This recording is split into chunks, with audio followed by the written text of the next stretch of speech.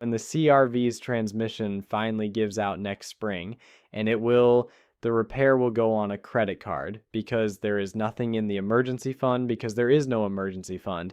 And Carlos, who genuinely believed he was being responsible by buying the smart money base trim, will spend the next 6.5 years making a $755 payment on a truck he uses to carry his lunchbox to a desk.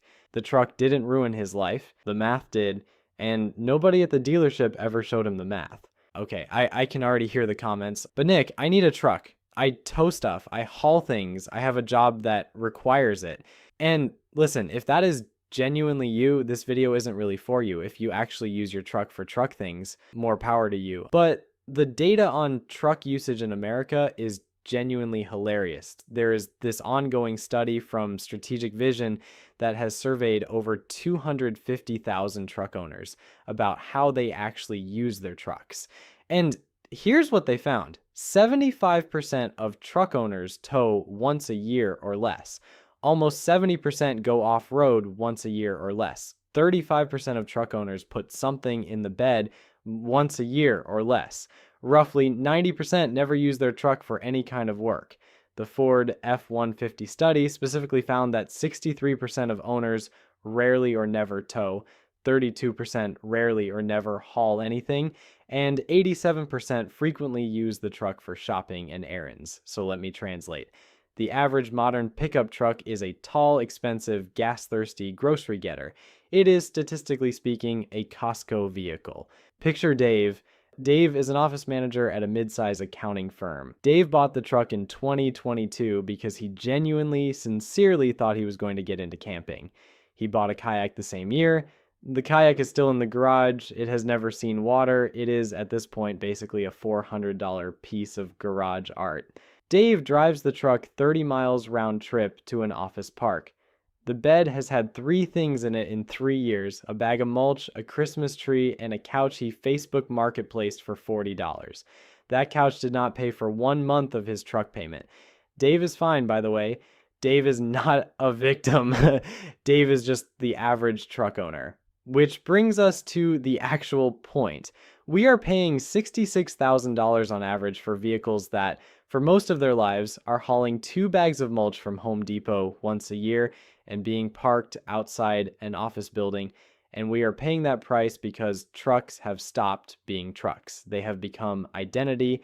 They are the 4-wheeled performance of the kind of person you want other people to think you are. Capable, rugged, American, outdoors, even if your actual life mostly involves a desk, a commute, and a strong opinion about which gas station has the best coffee. And I'm not even mocking that. I get it. Buying a vehicle is, for a lot of people, the most public statement they make about themselves. A truck says something. The problem is, the thing it says costs $1,400 a month. And if you can't actually afford to say that thing, the truck stops being an identity and starts being a problem. If you're still here, you're probably the kind of person who actually wants to know this. Most people clicked away during the loan math, which honestly proves the whole point of the video. The people who most need to see the next number are the ones who already left. So let's reward you for staying, because this is the part that if you take one thing away, please take this. Let's say instead of buying the $50,000 truck, you bought a $20,000 used car, like a 5-year-old Toyota Camry, boring, reliable, the kind of car your dentist drives. The total monthly cost of that Camry, including the loan, insurance, gas, maintenance, all of it, would be about $700 a month versus the $1,400 a month for the truck. That is a difference of $700 every single month. Now, what if you took that $700 difference and just invested it in a basic index fund? Nothing fancy. Just the S&P 500 historically returns about 8% annually over the long run. If you invested $700 a month for 30 years, you would end up with approximately $1.04 million. $1 million. That is literally a retirement.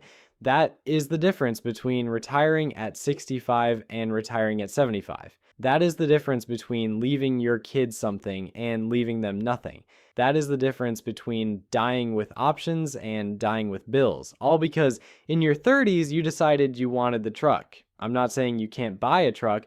I'm saying you should know what the truck actually costs. The $50,000 price tag is the smallest number in the equation.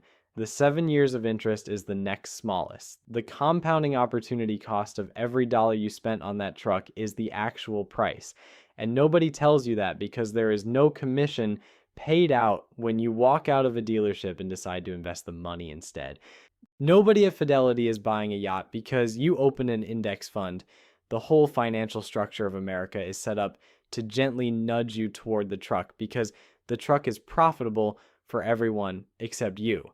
The dealer makes the margin, the bank makes the interest, the insurance company makes the premiums, the gas station makes the fill-ups, the manufacturer makes the markup. The only person in that entire chain who loses money on the deal is you.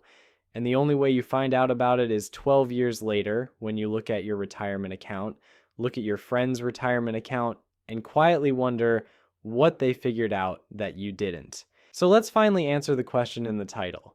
Who can actually afford a $50,000 truck in 2026? Under traditional financial wisdom, the 20/4/10 rule, which says you should put 20% down, finance for no more than 4 years, and keep total transportation costs under 10% of your gross income. The answer is this: you need to make approximately $150,000 a year. You need to have $10,000 in cash for a down payment. You need to be able to absorb a monthly payment closer to $950 on a 4-year loan, not the $755 on the 7-year loan that the salesman is going to push you toward. So who actually fits that profile? Roughly the top 15% of American household earners, not the top 1%, not the rich, but solidly upper middle class to wealthy households. Dual income professionals, people with stable, high-paying jobs and no major debt. And even those people, statistically, are not the ones buying these trucks the most aggressively. The people buying the most trucks are middle-class households making $60,000 to $100,000 a year.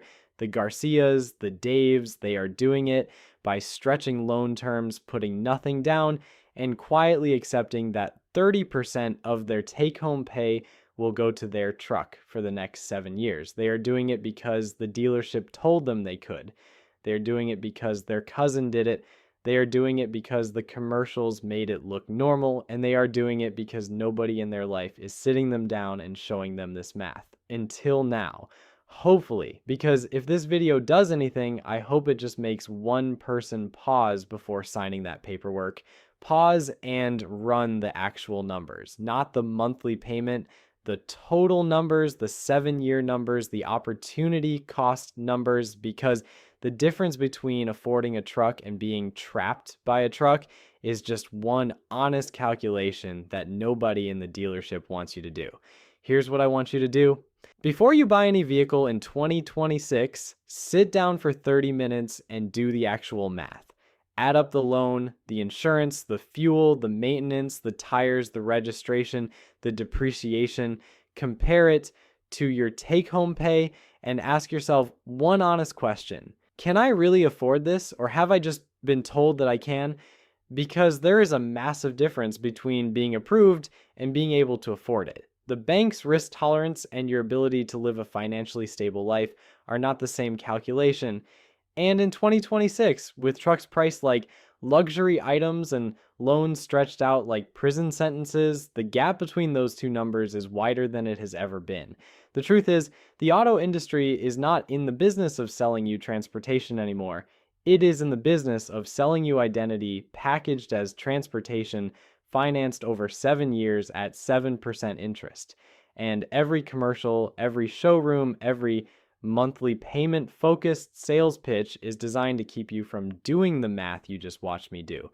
If you actually need a truck, if you tow, if you haul, if you run a business out of the bed, if you live somewhere where four-wheel drive is genuinely the difference between getting to work and not getting there, then buy the truck with clear eyes, knowing the real cost. But if you don't, The bravest financial decision you can make in 2026 isn't buying the truck. It's looking at the math, looking at the salesman, looking at the chrome, and saying, no thanks. I'll keep my retirement.